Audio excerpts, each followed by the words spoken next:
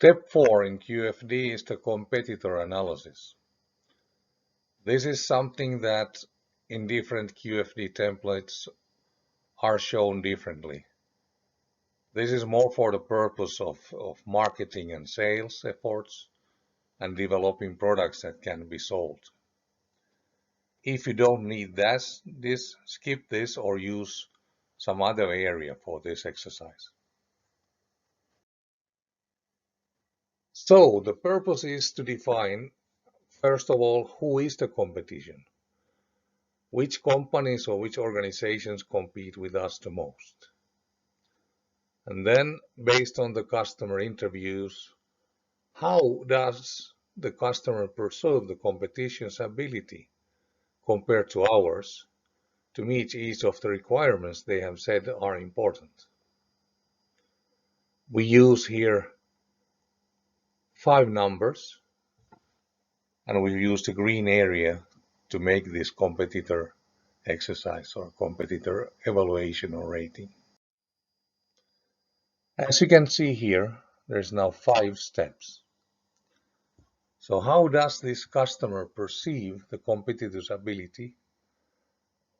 So we need to assess customers' perception of each competitor's performance for each customer need, scaling from 1 to 5, with 5 being the highest.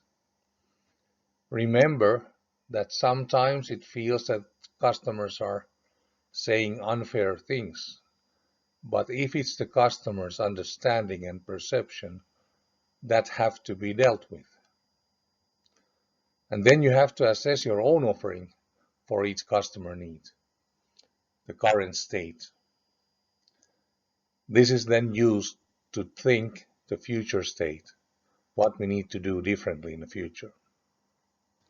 This is very logical and a common practice to simultaneously research competitive ratings and customer needs important ratings in relation to each other.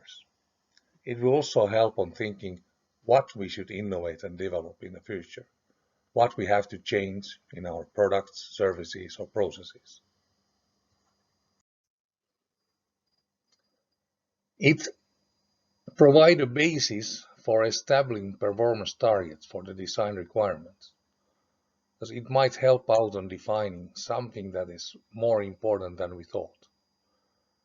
It identifies the targets or opportunities for improvement to gain competitive advantage. As you can see there, my bank is the square, and you see the line going between the things. So you see that in some points we are weaker than competition, in some points we are stronger. In some points we are kind of average. So thinking about competitive advantage, it might be wise to focus on the ones that are lower than competitor if they are important to the clients. So now when you compare to numbers the customer have put or estimated of importance to this, you can see if it's viable to focus on those things. And when you have done it, you get something like this. This is the loan processing example from the bank. As you can see, there are some things like you get money when you need, where actually our bank is better than the others, but at the same time, for example, treats me nicely is much lower. And when you look at the importance rating, money when I need it is 4, and treats me nicely is 3, so that gives you some ideas of where to focus next.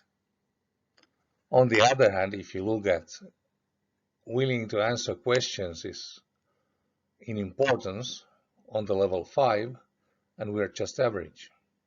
So maybe you should focus on that first. And when you look at then the numbers on the bottom, you see that willing to answer questions has a value of 9, and its total importance is actually to minimize the number of customer complaints seems to be most important. Maybe that's the thing that you should focus on. This is how you use the QFD. So now again, Before you end this part of exercise, review your house of quality. Think if there are any surprises or any gaps that you don't understand. Think what might be the reason.